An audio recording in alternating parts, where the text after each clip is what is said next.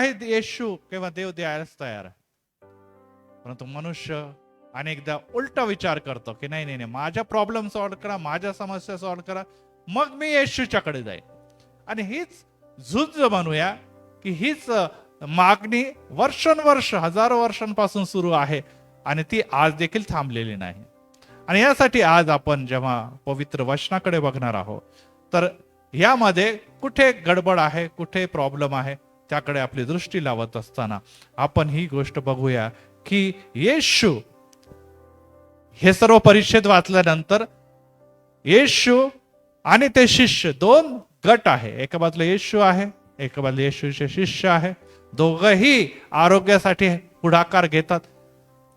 परंतु कोणती अशी गोष्ट आहे ज्यामुळे शिष्य बरे करू शकले नाही, येशू बरा करू शकला? सांगा बरं.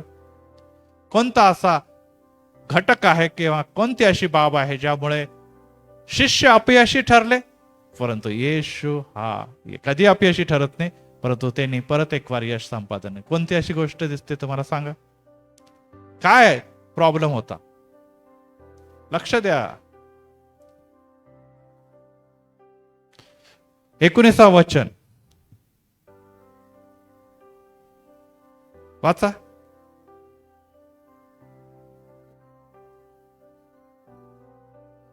एकोणीस 19.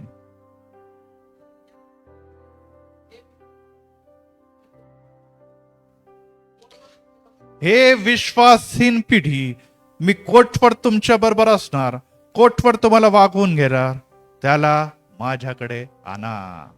काय झालं? काय कारण होतं? सांगा आता. काय प्रॉब्लेम आहे? विश्वास. आणि येशू ख्रिस्ताने स्पष्ट दोष लावलेला आहे. आज देखील आपण प्रत्येक जागेला जात असताना ख्रिस्ती लोकांच्या बद्दल जेव्हा आपण चर्चा करतो किंवा त्यांची जी आपण पातळी बघायचा म्हणतो, तो बिलीवर आहे की नाही, बिलीवर आहे की नाही, हा शब्द आपल्या मुखामध्ये नेहमी येतो की हा बिलीवर आहे का नाही, तो बिलीवर आहे की. विशेष करून जेव्हा लग्न जुळवायचा समय येतो तेव्हा आयुष्यामध्ये कधी देखील आपण त्या गोष्टीचा विचार करत नाही, पण एकदम मुलगा बिलीवरच पाहिजे. आता तुम्ही आहे का बिलीवर? ते नाही, मुलगा पाहिजे बिलीवर. किंवा मुलं कसे असतील परंतु मुलगी लग्नाच्या समय पत्नी म्हणून बिलीवर, घरातली बिलीवर पत्नी पाहिजे. तेव्हा बिलीवर का आठवतो आपल्याला? इथे देखील आपल्याला विश्वास दिसतो आणि येशू म्हणतो तुझा जर विश्वास आहे, तू जर बिलीवर आहे तर तू कार्य करशील. इथे देखील मुलाचा संसार चांगला व्हावा म्हणून बिलीवर पाहिजे आम्हाला. रियानो, यस, बिलीवरची गरज आहेच, परंतु नुसते तात्पुरत्या काहीतरी मागण्यांपुरता तुम्ही बिलीवर होतात हे देवाला मान्य नाही. आणि ह्यामुळे आज आपण या गोष्टीकडे जेव्हा लक्ष लावणार आहोत तेव्हा आपल्याला ही बाब दिसते की येशू या लोकांच्याकडे बघून कष्टी होतो. हे लोक इतर कोणी नाहीये. हे सर्वात पहिले शिष्य आहे का बाजूला उभे, तर दुसऱ्या बाजूला उभे आहे शास्त्री व परुषी. दोघही यहुदी आहे, दोघही नियमशास्त्र जाणतात, दोघही धार्मिक कॅटेगरीमध्ये मोडतात. ठीक आहे, त्या मुलाच्या वडिलांच्या बद्दल सोडा, ती पुढची बाजू झाली. पण हे जे स्वतःला धार्मिक म्हणवतात, हे जे येशू आणि धार्मिकतेमध्ये स्वतःला पुढे वाटचाल करू इच्छितात, त्यांच्यामध्येच विश्वास आढळत नाही, तर मग त्या पित्याच्या बद्दल काय म्हणावं? तो तर फार दूरचा झालेला. आणि त्यामुळे आपल्याला ही बाब दिसते की अनेकदा आम्हाला विश्वास नसल्यामुळे आम्ही अनेकदा अपयशी ठरतो आणि आपण देवाला दोष देतो. येशूने असं केलं, येशूने केलं, ह्याने केले. अरे, त्या सर्व गोष्टी जरी असल्या तर येशू तुमच्या आणि माझ्यामध्ये विश्वास तपास. आणि त्यामुळे आज तिची परिस्थितीच्या बद्दल जेव्हा आपण विचार करतो तेव्हा आपल्याला मार्क शुभवर्तमान याचा 9वा अध्याय आणि यामध्ये त्याची जी शारीरिक दशा आहे ती दर्शवलेली आहे की त्याच्या मुलाने त्यांना सांगितलं, मुलाच्या बद्दल वडील असे म्हणतात की त्या आत्म्याने निश्चितच काय केलेलं आहे, वचन 21 मध्ये, त्याला बहुत काळ झालेला आहे, तो बालपणापासूनच त्याची ही अवस्था आहे, त्याचा नाश करावा म्हणून याला पुष्कळदा विस्तवात पाण्यात टाकले. पण आता पाण्यात टाकतो, विस्तवात टाकतो. का टाकतो पाण्यात आणि विश्वास विस्तवात? काय कारण असो, दोन्ही गोष्टी अशा आहे की ज्यामध्ये मृत्यू शक्य आहे. विस्तवात टाकल्यानंतर जळून मरल, पाण्यात गेला तर बुडून मरल.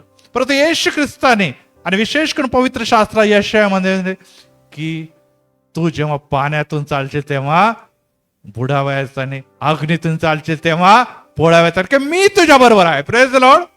येस. परंतु आता कोण आहे? सैतान त्याच्या बरोबर आहे, त्यामुळे ते करणार. परंतु येशू बरोबर आहे तर हे गोष्ट घडणारच नाही. परंतु घडणारच नाही, पाण्यात पण चालशील, नुसतं बुडणार नाही, पाण्यात चालशील पण बुडणार नाही, अग्नीतून चालशील तर पोळणार नाही. हे देवाचं अभिवचन आहे. हे देवाचं अभिवचन आहे. आणि आज जेव्हा आपण या वचनाकडे बघतो की हा सैतान पाण्यात पाडतो. आज मी ही स्टेटमेंट आपल्या सर्वांच्या समोर करू इच्छितो की आज अनेक आत्महत्या प्रकरण, आज अनेक लोक सुसाईड करतात आणि लोकांना वाटतं अरे कसं काय घडलं, हा तर चांगला होता व्यक्ती, हा चांगला फिरता, ह्याने बिल्डिंगवरून उडी कशी काय मारली, कसं काय रेल्वेच्या लाईनच्या खाली डोकं दिलं, कसं काय गळफास लावून घेतलेला, अरे हे कसं काय घडलेलं आहे. एवढी काही परिस्थिती गंभीर नाही, खाता पिता सगळं काही होतं, स्ट्रेस आहे तर डिप्रेशन होतं, परंतु ते स्ट्रेस डिप्रेशनने अनेकदा सैतान त्यांना बांधतो आणि मृत्यूच्या दारापर्यंत घेऊन जातो. आणि त्याची मृत्यूचं कारण हे सैतानिक कृती देखील असू शकते. Praise the Lord. आणि यासाठी ही बाब लक्षात ठेवायला पाहिजे की सैतानाची जी हे काय योजना आहे ती जर तुम्हाला हाणून पाडायची आहे, ती घालवून टाकायची आहे, तर सर्वप्रथम सैतानाला घालवणं गरजेचं आहे. Praise the Lord. आणि याकडे लोक दुर्लक्ष करतात. ते म्हणतात चल ना ट्रीटमेंट द्या, हे द्या, त्या घ्या, अनेक गोष्टी चालतात, सायकाट्रिस्ट वगैरे या सगळ्या गोष्टी चालतात.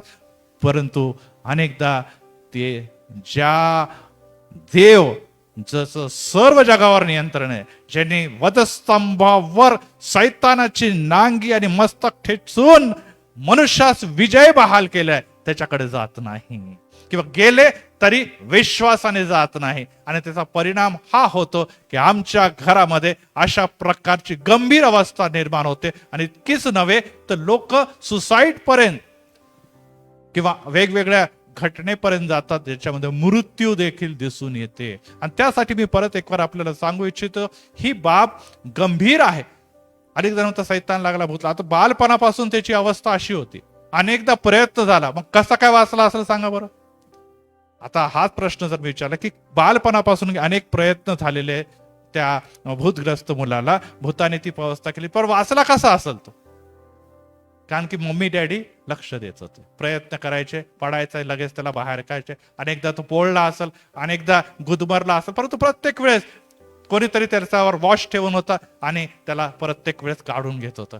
परंतु प्रियांनो, किती दिवस कोणतेही आई आणि वडील, मुलगा जसा जसा वाढत आहे तसा तसा त्याच्यामध्ये प्रत्येक गोष्टीमध्ये, म्हणजे शारीरिक वृद्धी, बौद्धिक वृद्धी, त्या आत्मिक वृद्धी, या सगळ्या काही दिसत असताना जर मुलाची ही अवस्था बघतात तर त्यांना अतिशय वेदना होतात. आणि आज जेव्हा ते बघत आहे की अनेक वर्षापासून एक आहे जे नाव येशू आहे, तो रस्त्याने चालत असताना शब्दांच्या द्वारे, स्पर्शाच्या द्वारे भूत घालवत आहे. आज मला संधी आहे, पिता म्हणतो आज मला संधी आहे आणि मी जाणार आणि काय करणार आहे, माझ्या मुलाची मुक्ती आज मला मिळणार आहे. Praise the Lord. इथपर्यंत तो विश्वासाने आला. जर त्याला विश्वास नसता तर इथपर्यंत पण आला नसता. एक बाब लक्षात ठेवा, इथपर्यंत आला त्या अर्थी काही प्रमाणात त्याच्याकडे विश्वास होता की आता जर मी येशूच्याकडे गेलो तर येशू मला माझ्या या मुलाच्या समस्येपासून मुक्ती देऊन माझा मुलगा सुखरूप मी असा घरी घेऊन जाईन. Praise the Lord. पण आता प्रॉब्लेम काय झालेला आहे, येशू तिथे नाही, येशू तिथे नाही, शिष्य तिथे आहे. येशू तिथे नाही, शिष्य तिथे आहे. आणि इथे हे शिष्य साधे शिष्य नाही, कारण की या अगोदर देखील आपण जर पवित्र शास्त्रामध्ये वाचलं की येशू ख्रिस्ताने 2-2 शिष्यांना सर्वत्र पाठवलं होतं सुवार्थ गाजवण्यासाठी, आणि त्यांना ती ताकद दिली होती की तुम्ही माझ्या नावाने भूते घालवा. आणि त्यांनी घालवले पण होते. ते परत आल्या, आणि परत आल्या असताना ते खूप आनंदित होते की आम्हाला भूतही घालवता आलं, आम्हाला चमत्कार करता आले. येशू म्हणे नाही, ह्याच्यावर खुश होऊ नका, तुमचं नाव जीवनी पुस्तकात लिहिलेलं आहे की नाही हे जर तुमच्याकडे दिसतं तर तुम्ही आनंद करा. कारण की पुढे जाऊन आपल्याला असं दिसतं की माझ्या नावाने अनेक जण भूत काढतील, माझ्या नावाने अनेक जण चिन्ह चमत्कार करतील, परंतु त्यांची आणि माझी ओळख नव्हती. जर ओळख नाही तर जीवनी पुस्तक मध्ये नाव नाही. तर येशू ख्रिस्त म्हणतो की या जगामध्ये भूत घालवण्यासाठी येशू हे नाव पुरेसं आहे. Praise the Lord. आणि ते देखील विश्वासाने घेतलेलं पुरेसं आहे आणि हे कार्य घडणार आहे. परंतु हे कार्य केलं म्हणजे आम्ही अतिशय धार्मिक आहोत, हे कार्य आणि कृपादान मिळवलं म्हणजेच आमचा स्वर्गाचं तिकीट फिक्स आहे, पक्का आहे, असा जर विचार करतो तर आपण कुठेतरी थांबायला पाहिजे. कारण की ही घटना आम्हाला असं दाखवते की त्याच्यामध्ये अडखळं निर्माण झालेलं आहे.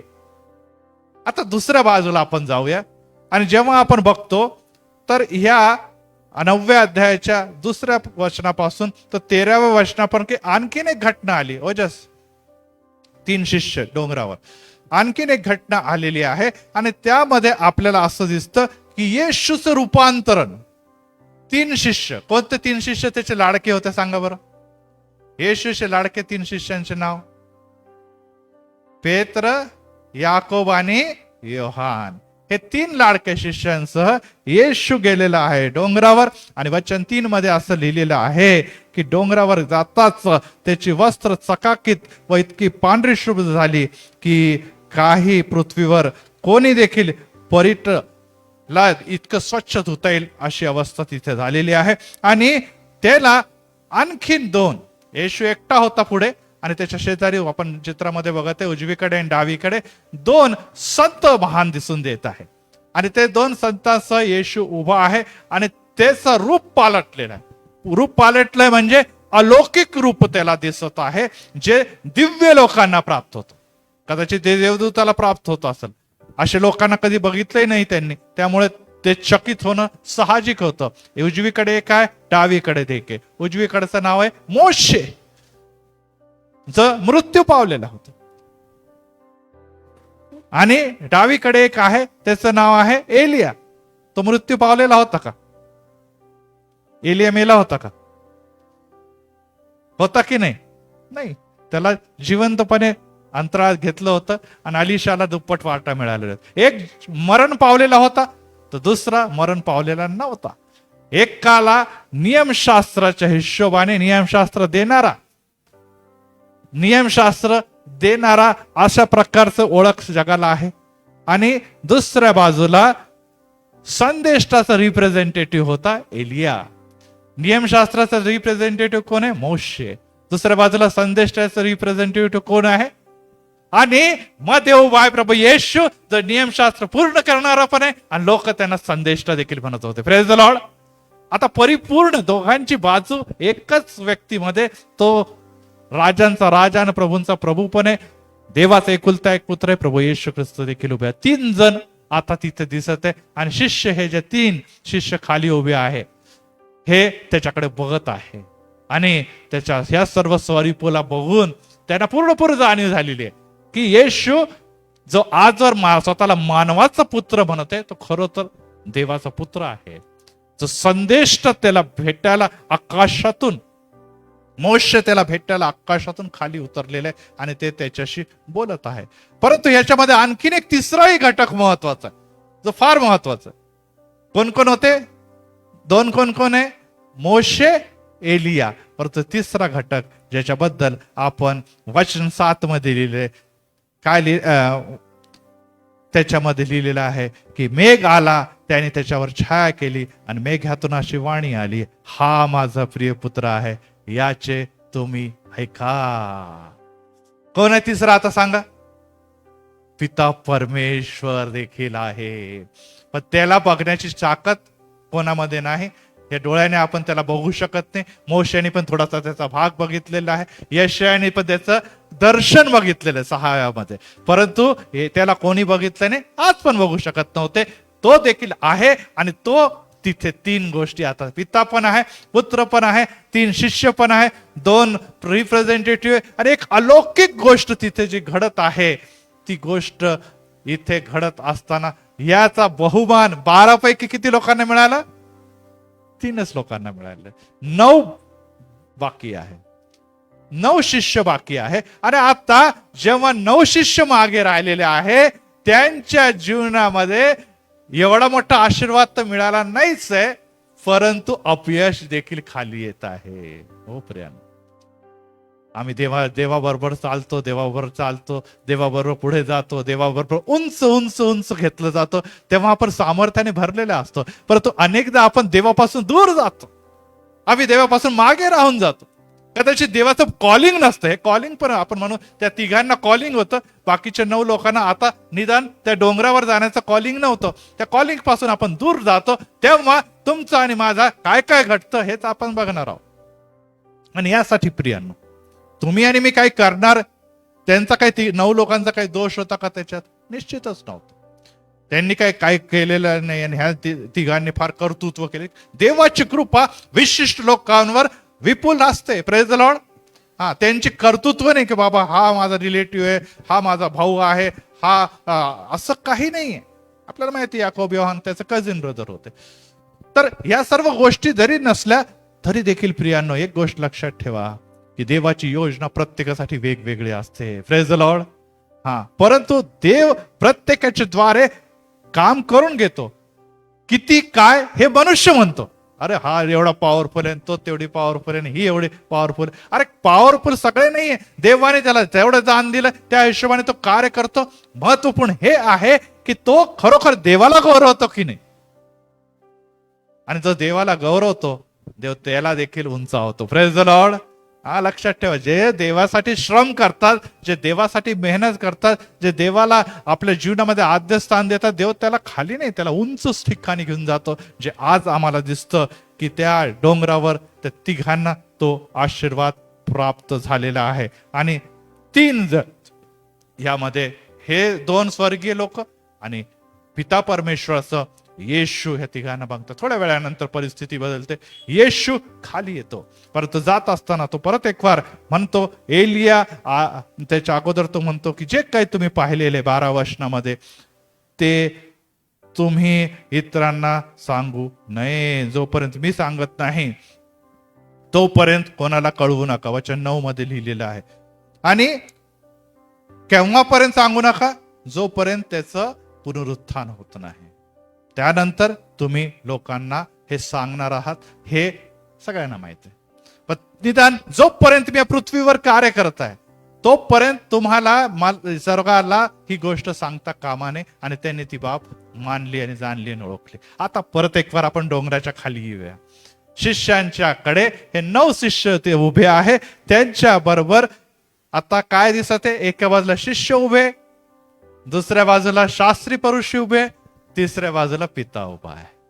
एका बाजूला शास्त्री परुषी विजयी, आज आम्ही येशू नाही तर बघा कसं ह्यांना पराभूत केलेला आहे, याचा आनंद साजरा करत आहे. कारण की ह्यांना काहीच करता येत नाही येशूच्या शिवाय, हे त्यांनी जाणून घेतलेले. दुसऱ्या बाजूला प्रयत्न करून करून थकलेले हे 9 शिष्य पराभूत झाल्याच्या अवस्थेमध्ये तिथे मान खाली घालून, कारण की आज त्यांना येशूच्या शिवाय काय झालेलं, प्रथम शास्त्री परुषीच्या समोर मान झुकवावी लागली. आणि तिसरी जागेला आपल्याला हा एक पिता दिसतो, जो मोठ्या विश्वासाने आज कोणाकडे आलेला आहे? येशूच्याकडे आलेला आहे. परंतु त्याच्या मुलाला, त्या शिष्यांना जो अधिकार असून देखील आज ते आरोग्य देण्यामध्ये किंवा ते भूत घालवण्यामध्ये ते असक्षम राहिलेले. हो प्रियानो, एक फार महत्वाची गोष्ट आहे की आज आपण कोणत्या कॅटेगरीमध्ये मोडतो, आज आपण कोणत्या गटामध्ये आहोत. काय आज आपले मान झुकलेले आहे? आज आपण पराभूत अवस्थेमध्ये आहोत की आज आपण अटॅक करणाऱ्याच्या अवस्थेमध्ये? कारण की आपल्याला माहित आहे की लोक काम मंदिरामध्ये कमी करतात आणि बडबडच जास्त करतात, यासाठी की जे सेवा करणार आहेत त्यांचे मानी खाली जावं. आज बाहेरच्या लोकांमुळे नव्हे तर अनेकदा आपल्या लोकांच्यामुळे पाळक, सेवक, दास, संदेश यांना मानाखाली घालायला लागतात. हे काय तुमचे लोक, ही तुमची अवस्था. असे कोण दुसरे बोलत नाही. मंदिरामध्येच मंदिराचं काम थांबवणारे बाहेरचे लोक नाही, त्याच्या कामाच्या निश्चितच मध्ये अडखळण किंवा धोंडे बाहेरच्या लोकांनी आपलेच लोक ठरतात.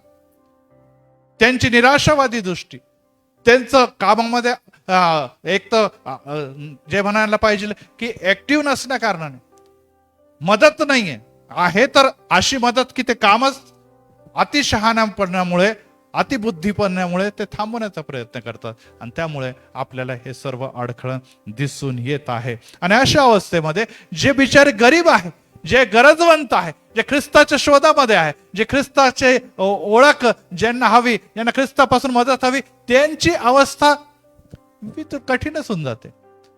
कारण की त्यांच्यामध्ये जो विश्वासाने ते आले, ते अविश्वासामध्ये तिथे उभे राहतात.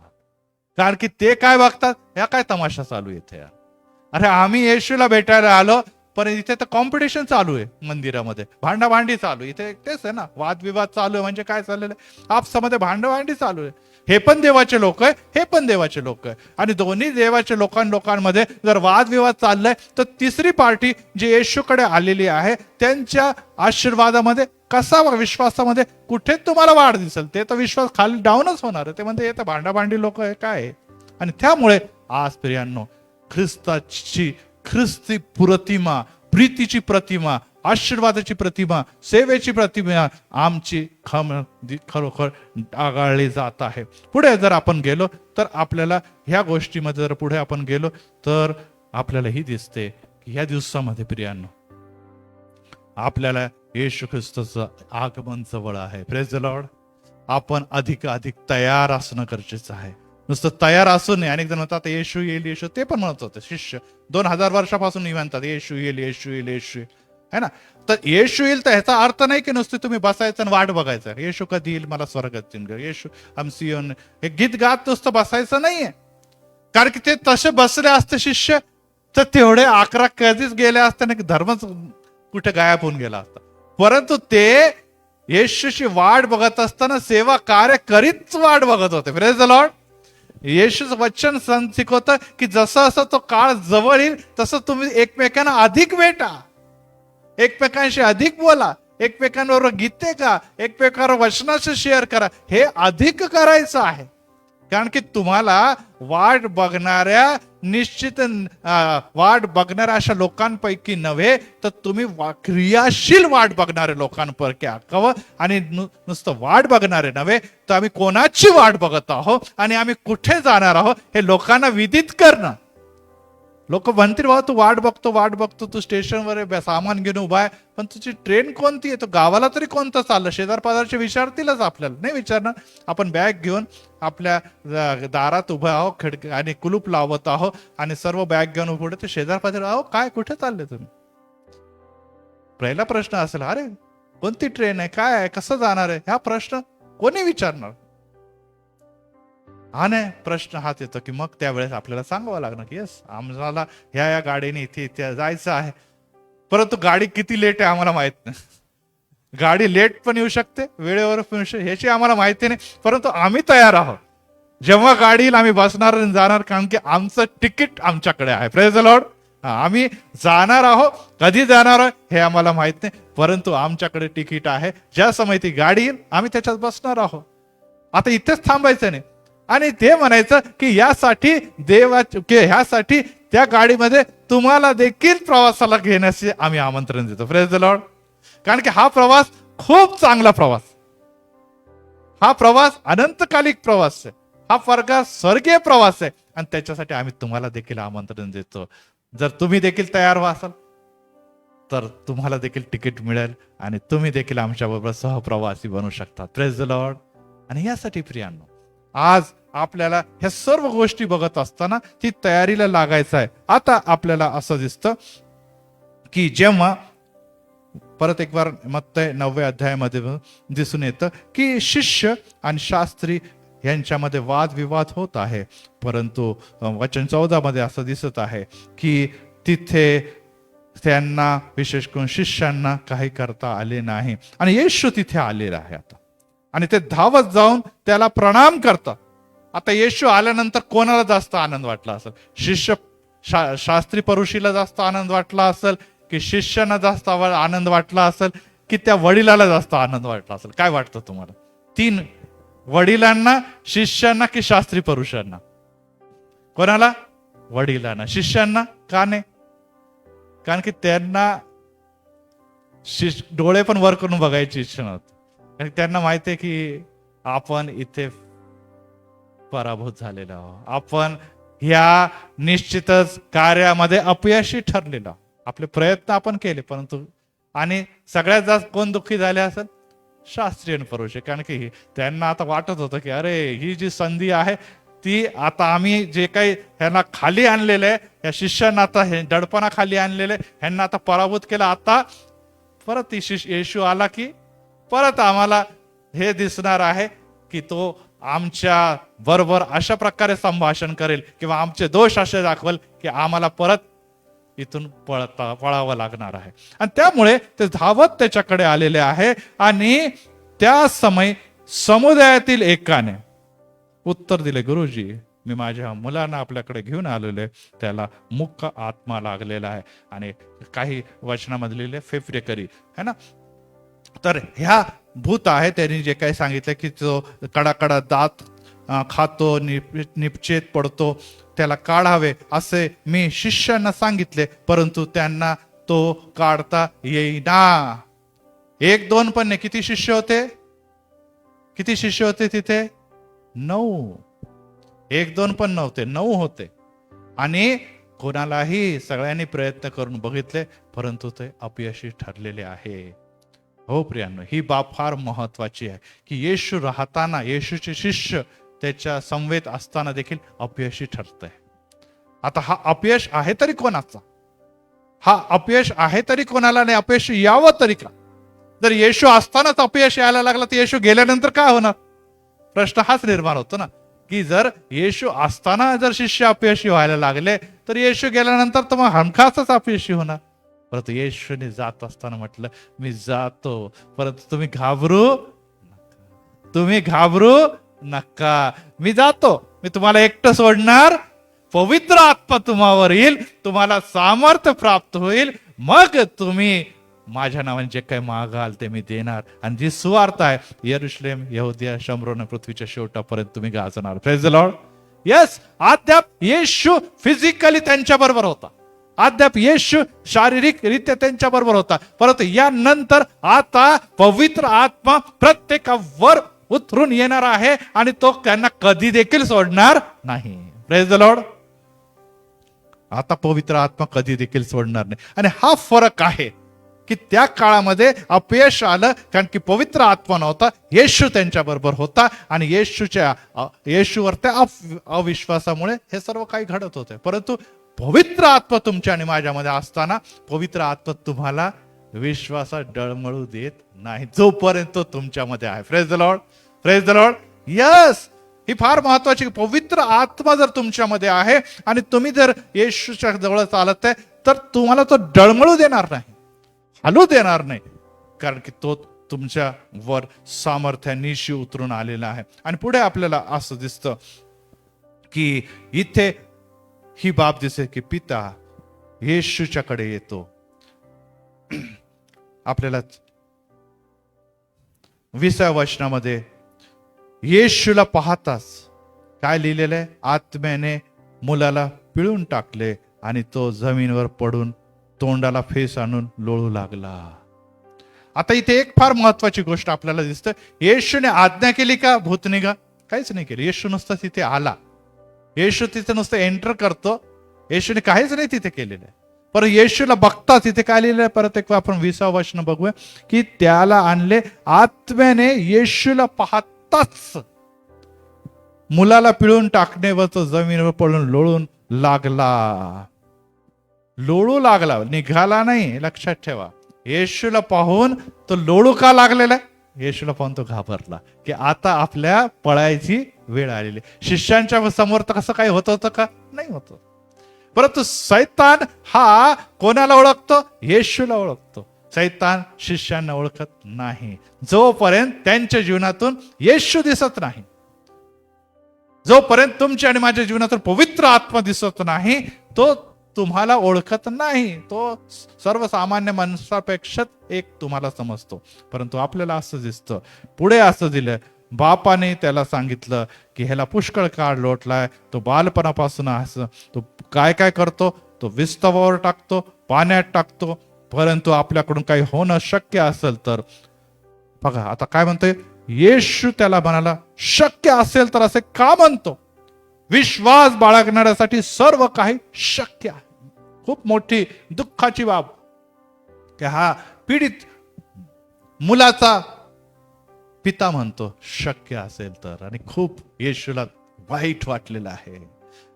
जगाचा निर्माण करता ज्याचा एंट्रन्स झाल्याबरोबरच हा मुलगा खाली पडलेला आहे, हा लोळू लागलेला आहे, दिसत चमत्कार होत आहे, सुरुवात झालेली आहे कार्याची, तरी देखील या मुलाच्या बापामध्ये अद्याप देखील अविश्वास आहे. आणि अविश्वासाचं कारण काय? अविश्वासाचं कारण काही नाही, ते शिष्य आहे.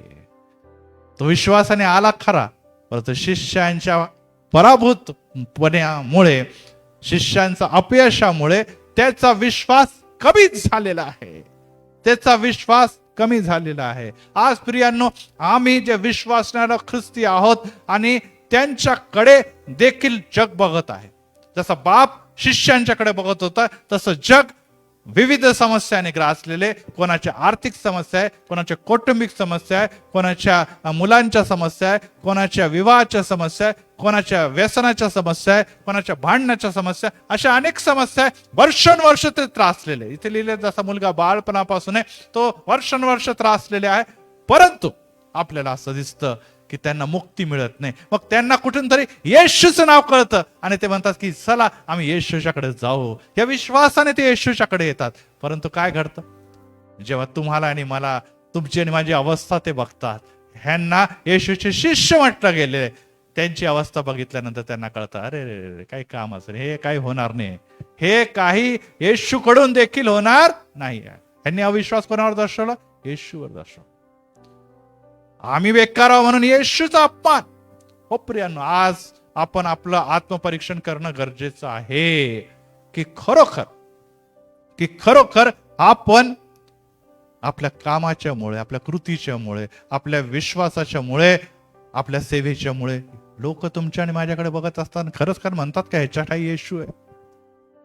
आपण शिव्या देतो, आपण भांडणं करतो, आपण एकमेकांचे केस ओढतो, आपण एकमेकांच्या अंगावर धावून जातो, आपण एकमेकांना त्रास देतो, एकमेकांचा हेवा करतो. लोक म्हणतात हे आमच्यासारखे, आमच्यापेक्षा बेकार आहे, हे काय करणार आहे येशूच्या नावामध्ये? काहीच नाही.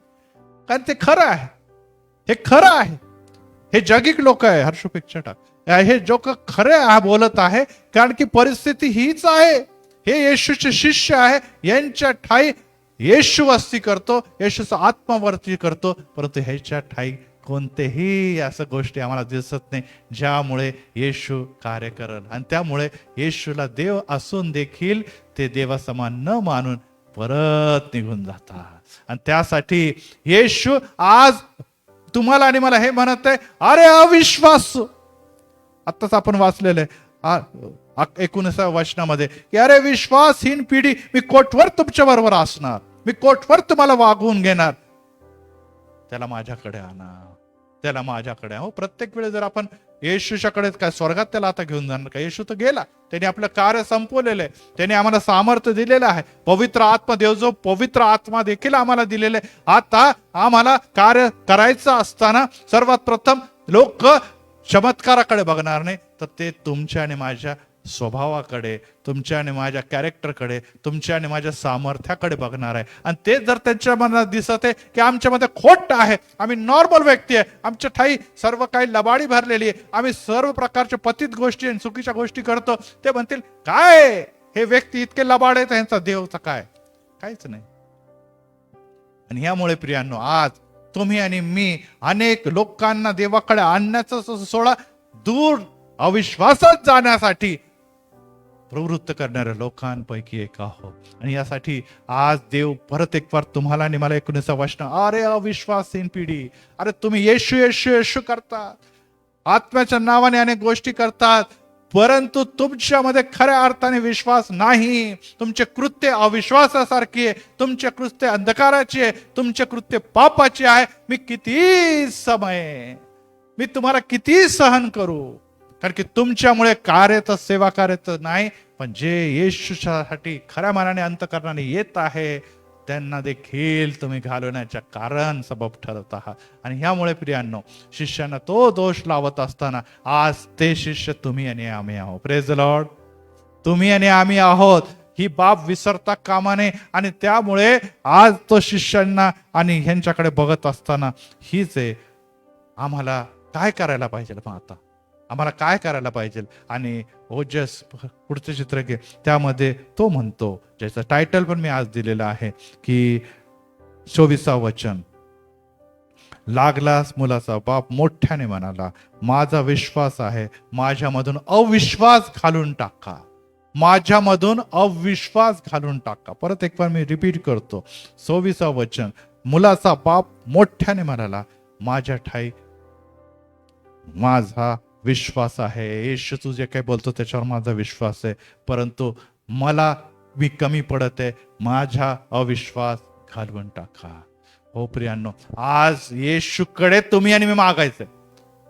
असं बोलून नाही माझा अविश्वास दूर होईल असं नाही म्हणून चालणार. कारण की अविश्वासाचं कारण काय आहे? अविश्वासाचं कारण हे आहे, ज्या पुढे येशूला शिष्याने विचारलेलंच आहे की 28व्या वचनामध्ये शिष्याने त्याला विचारलेलंच आहे की एकांतात, ते पण गपचूप विचारलेलं आहे, आम्हाला तो का काढता आला नाही.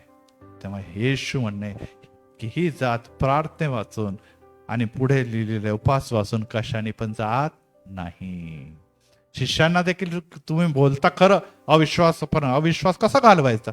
येशूने सांगितलं, उत्तर पण दिलेलं आहे की प्रार्थना आणि उपवास करा, आणि त्याद्वारे ही जी काही तुमची अविश्वासाची वृत्ती आहे ती तुमच्यातून निघून जाईल, आणि परत एक फार तुम्ही येशूचे पुत्र व येशूचे कन्या बनणार, ज्यांना सामर्थ्य आहे.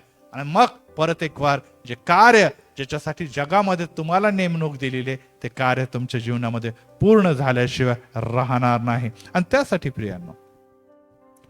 प्रियांनो, यस, आम्ही किती दिवस दुबळे, किती दिवस अक्रियाशील राहणार, किती दिवस आम्ही निष्फळ चालणार, कारण की आमचा अविश्वास तुम्हाला आणि मला विपुलतेने पीडित आहे. आज आम्ही नावाचे बिलीवर्स आहोत, आज आम्ही नावाचे ख्रिस्ती आहोत, परंतु आमच्या ठाई ख्रिस्ता म्हटलेल्या आणि ख्रिस्ताच्या कार्याबद्दल, ख्रिस्ताच्या सेवाबद्दल काही देखील आमच्यामध्ये विश्वासू म्हणून आढळत नाही. वेळ कमी आहे प्रियांनो. देव तुमचा आणि माझा धडा घेणार आहे. देव तुमच्या आणि माझ्याकडून प्रश्न विचारणार आहे.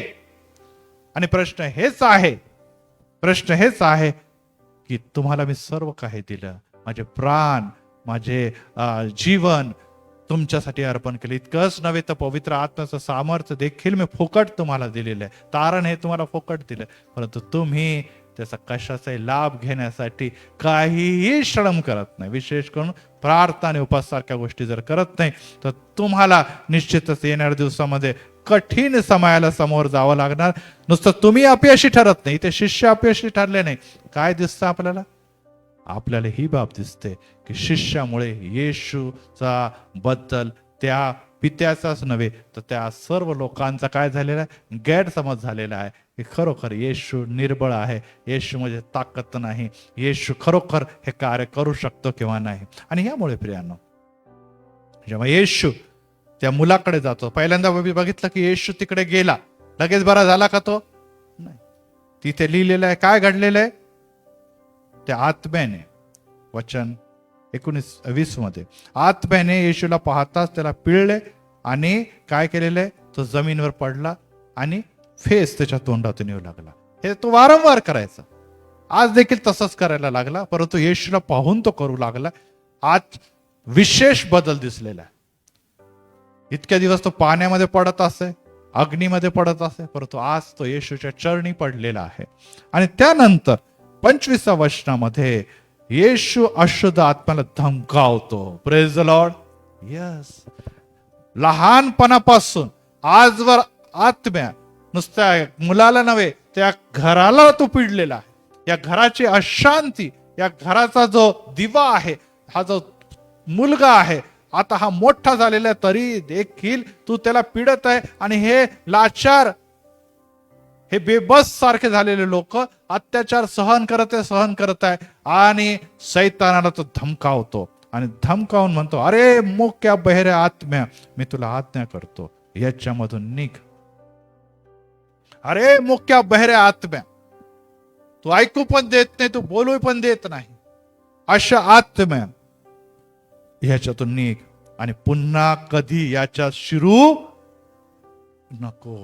पुन्हा याच्यात कधी शिरू नको. आपल्याला माहित आहे आणि आपल्याला देखील पवित्र शास्त्रामध्ये येशूने सांगितलं की अनेकदा आत्मेश निघतात आणि मग ती खोली चांगली सजवलेली बघतात, म्हणजे आपलं शरीर, आणि रिकामी बघतात आणि परत ते 7 आत्म्यांना घेऊन येतात आणि पहिल्यापेक्षा पण अवस्था खराब होते. सजवलेली आणि रिकामी का दिसते खोली? कारण की भूत निघालाय. पण त्याच्या जागेवर कोणाला द्यायला पाहिजे? आता येशू यायला पाहिजे, येशूचे वचन यायला पाहिजे, विश्वास यायला पाहिजे. परंतु काहीच नाही. लोक आरोग्य घेऊन जातात, काही येशू विसरून जातात. जेव्हा विसरून जातात ते रिकामी खोली आहे. सैतान बघतो इधर तर येशू दिख रहा नाही, येशू तर काही दिसत नाही. मग ते म्हणतात आता तर आपण आणखीन लोकांना घेऊन जाऊ, आणखीन दुप्पट टिप्पट 1000पट 100पट भूत येतात आणि त्याला असं पिडतात की त्याची अवस्था पहिल्यापेक्षा पण गंभीर होते. हो प्रियांनो, आज परत एक वार जे येशूपासून चमत्कार घेतात, जे येशूपासून आरोग्य घेतात, जे येशूपासून सैतानाला घालवून घेतात, पुरेच दलाल प्रभू तुम्हाला विपुल आशीर्वादित करो. परंतु ते जेव्हा परत निघून जातात, जे येशूपासून दूर जातात, ज्यांनी तुम्हाला आरोग्य दिलेलं आहे, ज्यांनी तुम्हाला जीवन दिलेलं आहे, ज्यांनी तुम्हाला मुक्ती दिलेली आहे, त्याला जेव्हा तुम्ही विसरून जातात, जेव्हा तुम्ही त्याला विसरून जातात, तेव्हा सैतान तुम्हाला आणि मला परत एक वार अटॅक करून बांधून टाकतो आणि पहिल्यापेक्षा वाईट अवस्था होते. मग लोक म्हणतात अरे अरे परत झालं. अहो काय येशूने काय बरं केलं? तुमच्या येशूने काय बरं केलं?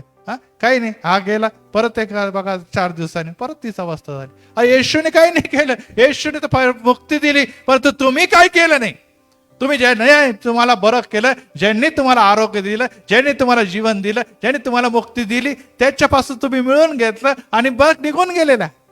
अहो तुम्हाला ही मुक्ती टिकवून ठेवण्यासाठी अतिशय गरजेचं आहे की तुम्ही येशूच्या मागे चाला. कारण की मुक्ती कोणत्या गोष्टीमुळे नाही, तर येशूच्या मुळे मिळालेली आहे. आणि जर येशू तुमच्यामध्ये परत राहिला तर परत एक वार सैतानाची हिंमत होणार नाही की तो तुमच्यामध्ये परत शिरावा. इथे तो म्हणतो यस, अविश्वास तुझ्यामध्ये आहे, तू आता विश्वास जेव्हा कमवशील पित्या, तुझ्या मुलामध्ये पण तो विश्वास येईल.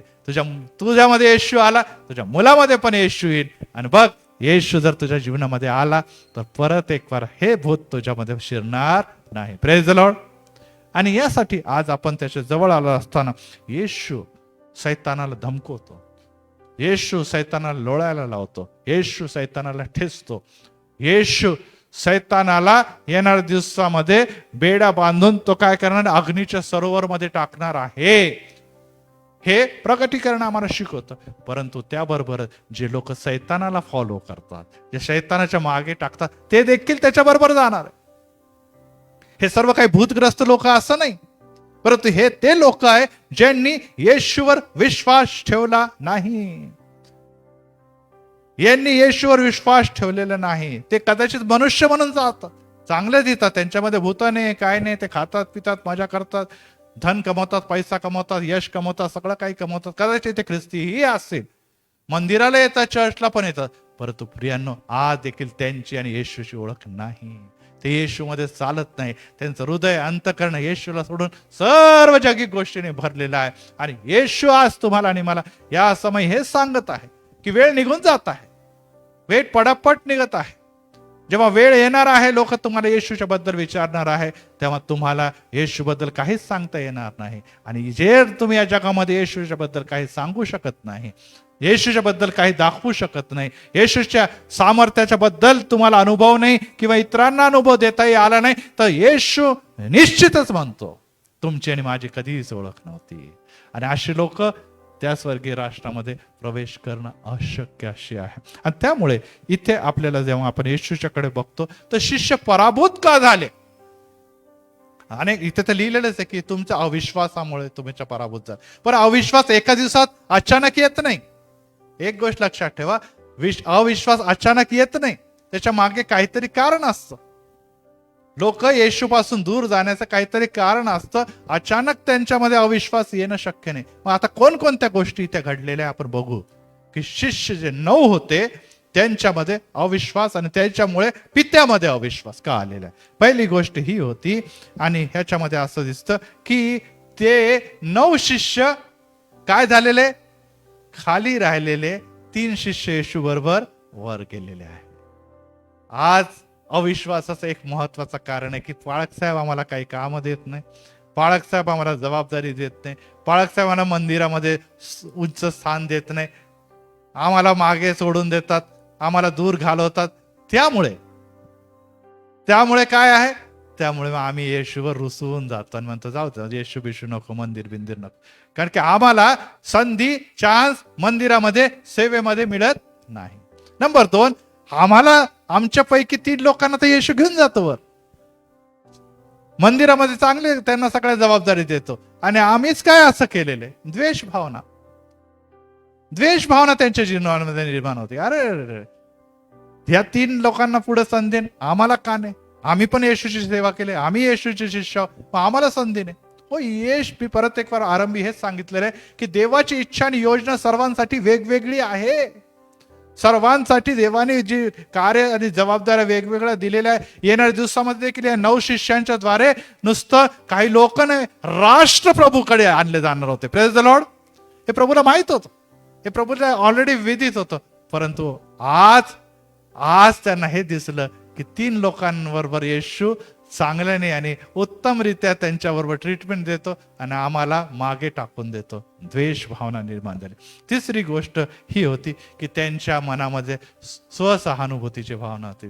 अरे येशू पार्शलिटी करणार आहे, येशू आमच्याशी अयोग्य प्रकारे वागणार आहे, आम्ही पण येशूच्या मागे आपलं घर दार कुटुंब संसार जागा जमला नोकरी धंदा सोडून आलो आणि बिचारे आम्ही बघा मागे राहिलेलं. स्वतःच्या बद्दल आम्ही काय करायला लागतो, सहानुभूती बाळगा. अरे मी सगळ्या एकमेकांना म्हणतो, अरे काय तुला कोणी आपल्याला विचारत नाही राव, काय येत नाही राव. येशू त्या 3-4 लोकांनाच पुढे घेऊन जातो, आम्हाला मागे सोडतो, आम्ही काय फायदा नाही. आणि एकमेकांमध्ये काय करायला लागतो, स्वतःलाच कुराळावं लागतो. ही आत्मसहानुभूती आम्हाला अनेकदा येशूपासून दूर घेऊन जाते. परत एक बार येशूने काय म्हटलेलं आहे गेत्सेमने बागेत, झाल्यास हा प्याला मजपासून दूर होते. यस, येशूला देखील वाटलं की मला काहीतरी सेफ साईड मिळावे. जेव्हा येशू त्या वधस्तंभाकडे चालत तर स्त्रिया रडत त्यांच्या मागे आल्या आणि म्हणायला लागल्या, अरे विचारायला का मारतात तुम्ही, का छळतात, ह्याने काय केलं नाही वगैरे. येशू म्हणतो, माझ्यासाठी रडू नका, माझ्यासाठी रडू नका, तर तुमच्या मुलाबाळांसाठी रडा. पहा, येणाऱ्या दिवसामध्ये वाईट दिवस तुमच्यासाठी दिसत आहे. हो प्रियानो, येशूने स्वतःची काळजी केली नाही. त्याला माहित आहे देवाची इच्छा आणि योजना हीच आहे की मला दुःख सहन करायचं आहे.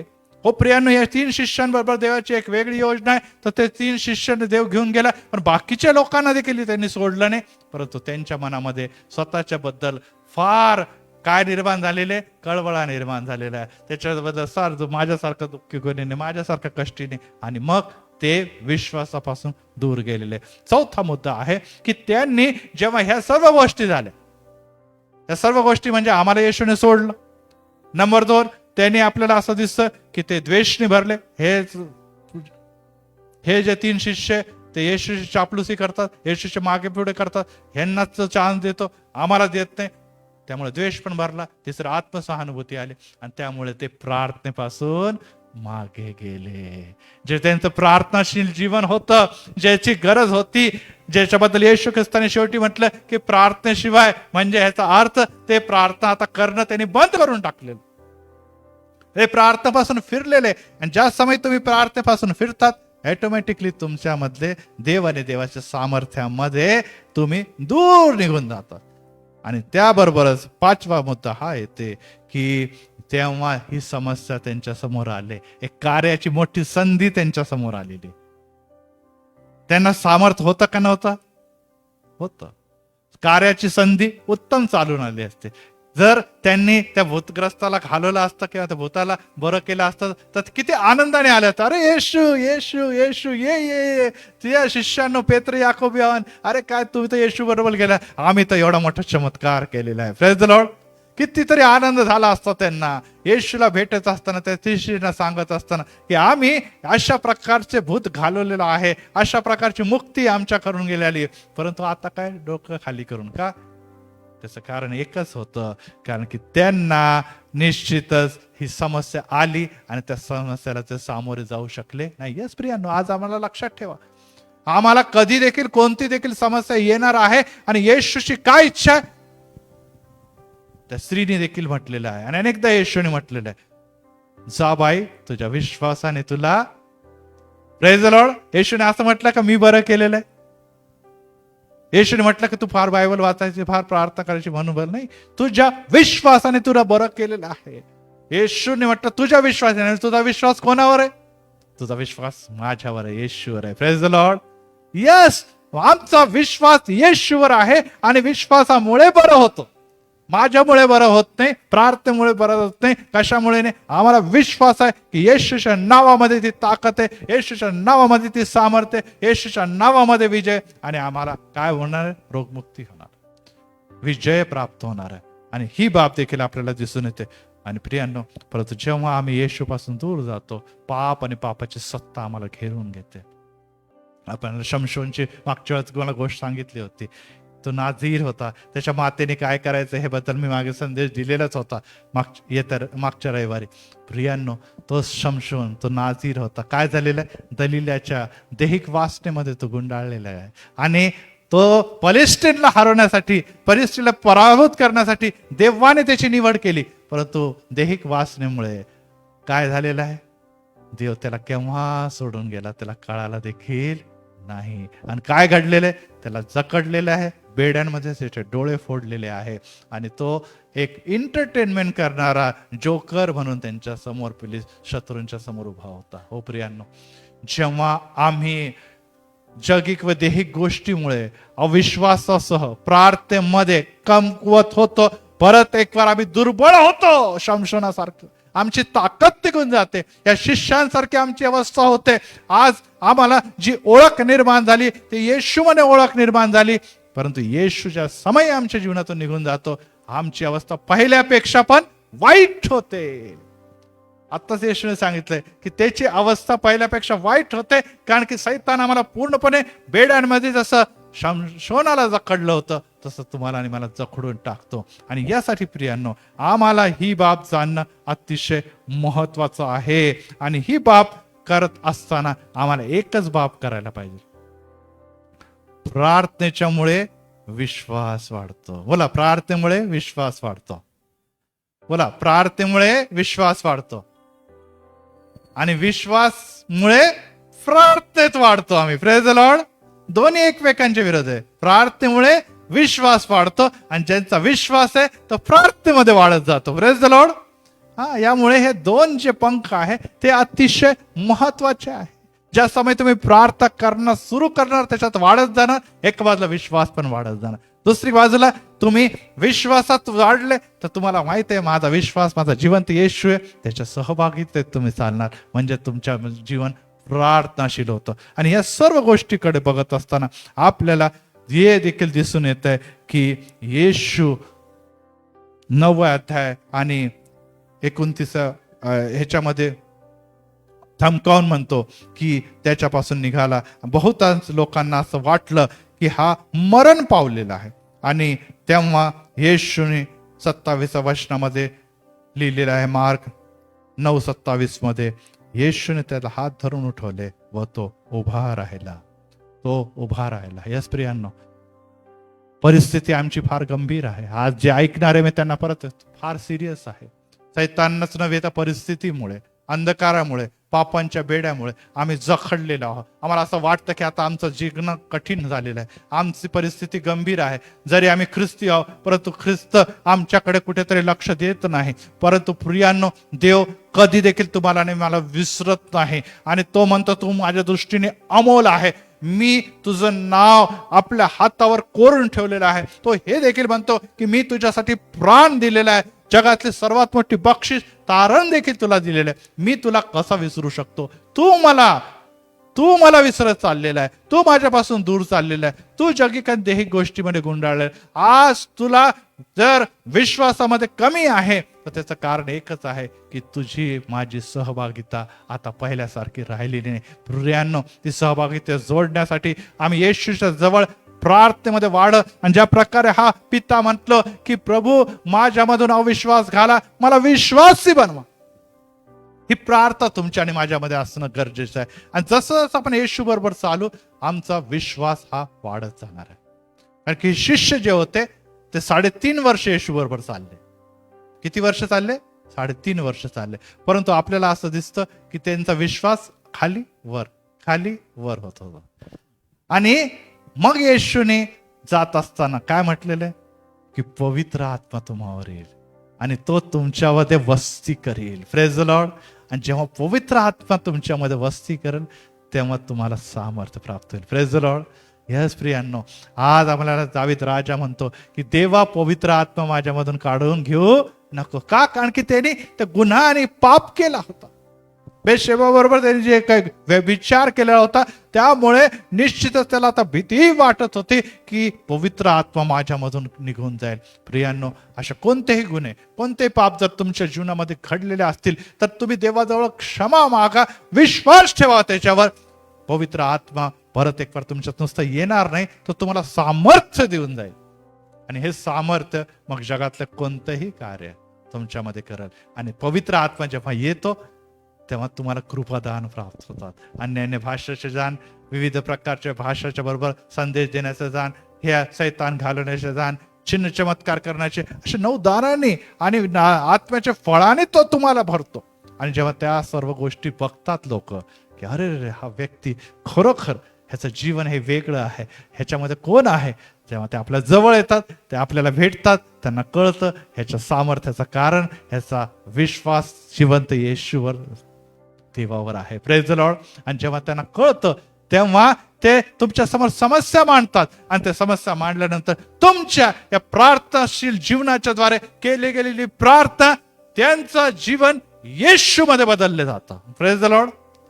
परंतु जेव्हा उलट होतं, जेव्हा आमच्यामध्ये काही देखील सापडत नाही, नुसतं मुखात येशू येशू नाव आहे परंतु हृदयामध्ये सैतानी गोष्टी आहे, तर मला सांगू द्या, बघणारे लोक जाणून घेतात, ओळखून घेतात की खरोखर हा येशू जो नुसता तोंडातून बोलणारा येशू आहे, हा आमच्यासाठी काही देखील करू शकत नाही.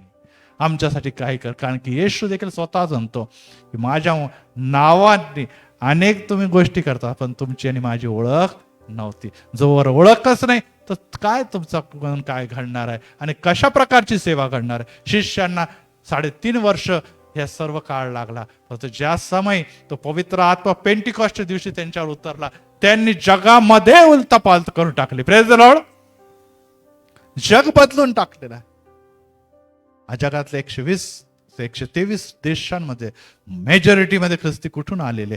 कारण की ह्या शिष्यांची सेवा. Praise the Lord. आज जरी ते पराभूत दिसत होते, आज जरी ते 9 शिष्य अपमानित होत होते, आज जरी ते शास्त्री परुषीच्या द्वारे निश्चितच इथे हारताना पराभूत होताना दिसत आहे, परंतु या शिष्याने त्या आत्म्याच्या सामर्थ्याच्या द्वारे पेत्र, याकोब आणि योहानच्या नेतृत्वाखाली आणि प्रभू येशू ख्रिस्ताच्या सामर्थ्याच्या द्वारे जी महान सेवा केलेली, त्या सेवेच्या द्वारे आज जगामध्ये सगळ्यात जास्त नाव सेंट जॉन, सेंट पीटर है ना, या सगळं काही आपल्याला जे सेंट मार्क, हे सर्व काही आपल्याला दिसतात. कारण की त्यांनी महान मोठी सेवा कशाद्वारे केलेली? विश्वासाच्या द्वारे. कोणावर विश्वास? येशूवर विश्वास. आणि ज्यांनी येशूवर विश्वास ठेवलेला आहे ते प्रार्थनेत चालतात.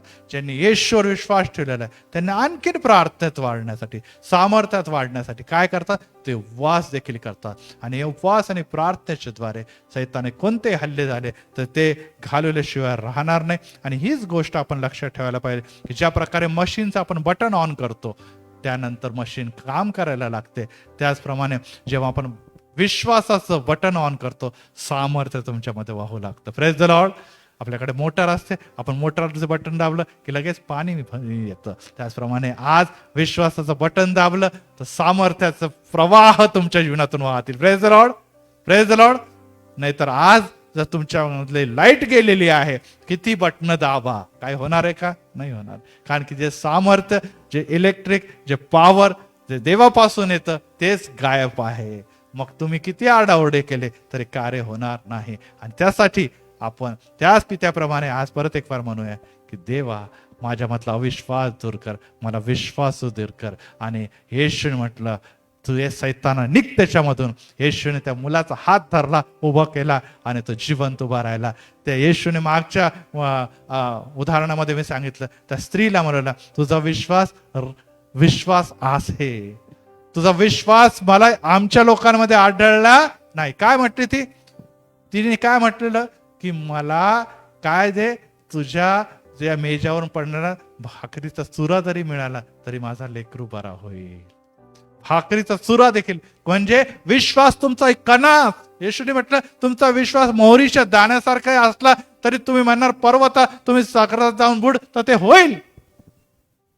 एवढा असा विश्वास असतात. परंतु प्रियांनो, एक गोष्ट लक्षात ठेवा, मी यावेळेस ते स्टेटमेंट करतो, मोहरीच्या दाण्यासारखा विश्वास, परंतु दुसऱ्या बाजूला एवढा मोठा अविश्वास जर असेल तर काम होणार नाही.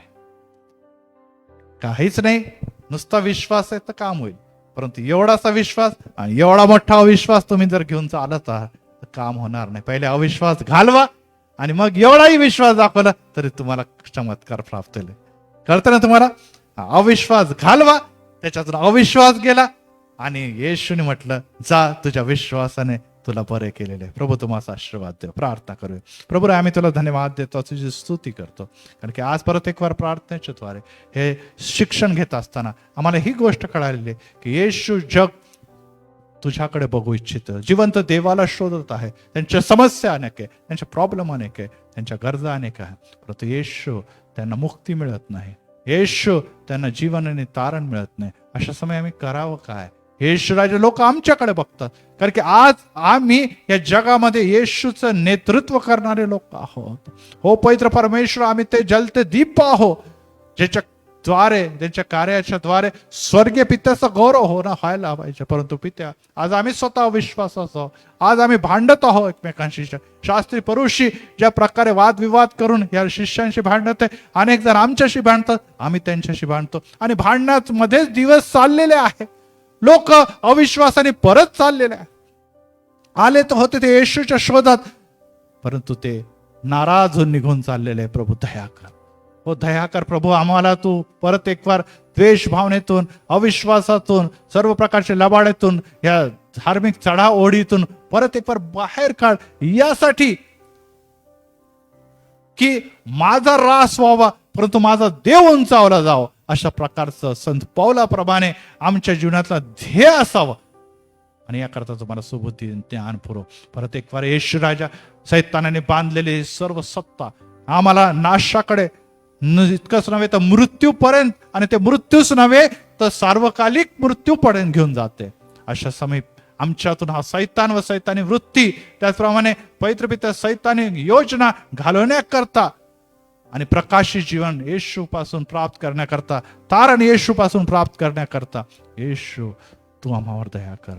आम्हाला जेव्हा तू दया करल, आम्हाला जीवनच नव्हे तर सार्वकालिक जीवनही लाभतं.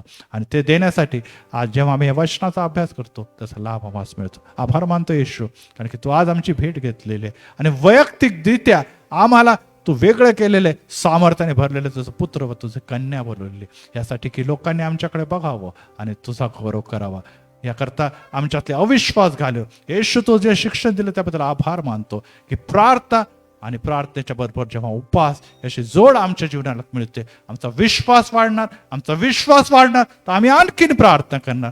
आणि येशू तू आमच्याद्वारे अद्भुत कार्य करून घेणार आणि त्याद्वारे स्वर्गीय पित्याचा आणि देवजो पिता, देवजो पुत्र याचा गौरव होणार. धन्यवाद देतो आहोत की पवित्र आत्मा आमच्यामध्ये आहे, तो आम्हाला बळ देतो, सामर्थ्य देतो. आणि आत्म्याच्या द्वारे आज जे वचन लोकांच्या हृदयापर्यंत पोहोचलेले, त्यांच्यामध्ये काही अनेक आजारी आहे, अनेक व्याधिग्रस्त आहे, अनेक सैतानाने बांधलेले, अनेक निराशाने बांधलेले, अनेक जण डिप्रेशन मध्ये, येशूच्या नावामध्ये मी ह्याच वेळेस प्रार्थना करते. प्रभू त्यांच्या जीवनातून या सर्व समस्या सैताने मधून काढून त्यांना जीवन, तारण आणि आरोग्य ते तू दिलेले आहे त्याबद्दल आभार मानतो. येशूच्या पवित्र नावात मागतो म्हणून तो ऐक. आमेन.